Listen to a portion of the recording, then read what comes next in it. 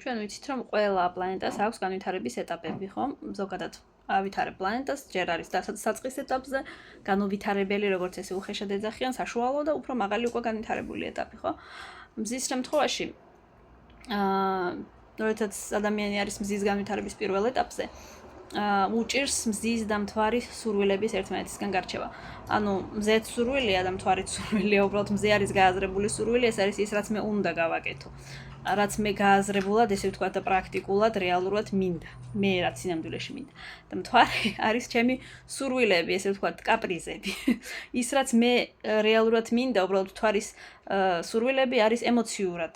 ანუ ემოციური განწყობილებიდან ნაკარნახები მე რაც მინდა, რაც მე ემოციურად რეალურად მინდა, ესე ვთქვათ, ემოციებზე დაყრდნობით.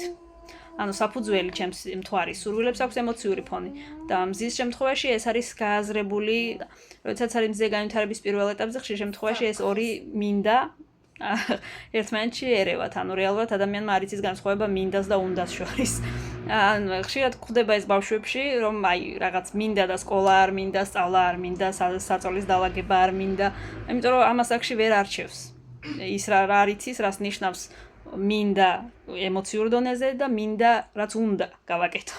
რაც მე მჭირდება რომ გავაკეთო. აი ამ შორის ზრდასრულებსაც ბევრს უჭირს ამის გარჩევა, ეს არის მზის განვითარების პირველი ეტაპი საწყისი, როდესაც ჩვენ ვერ ვხვდებით განსხვავებას მინდას და უნდას შორის.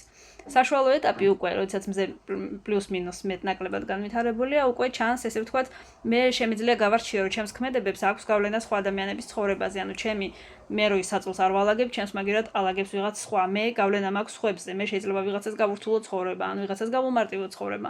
ანუ უკვე ხდება იმის გააზრება, რომ შენი ქმედებები მოქმედებს სხვა ადამიანებზეც. და ეს უკვე თუ ესე ფიქრობთ, ამ დონემდე მიხვედით, ესე იგი თქვენი მზე უკვე ადგილიდან დაძრულია და რაღაც კონკრეტული განვითარების დონე აქვს მიღწეული.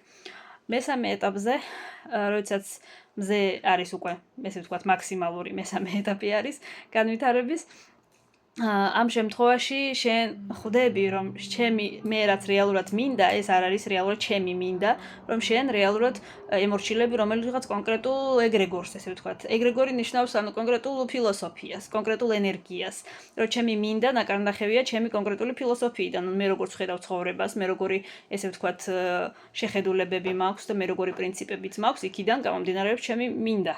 ხო ასეა. ანუ რეალურად ამას ადამიანი ხდება უკვე განვითარების მესამე ეტაპზე, როდესაც ხდება რომ მე რომ მინდა, ეს არ არის ჩემი სუბიექტური სურვილი, მე ვემორჩილები, ანუ მე მივიღე რომელიღაც კონკრეტული იდეოლოგია, კონკრეტული ცხოვრებისეული ფილოსოფია, კონკრეტული პრინციპები და ამ პრინციპებიდან გამომდინარე მოქმედებ.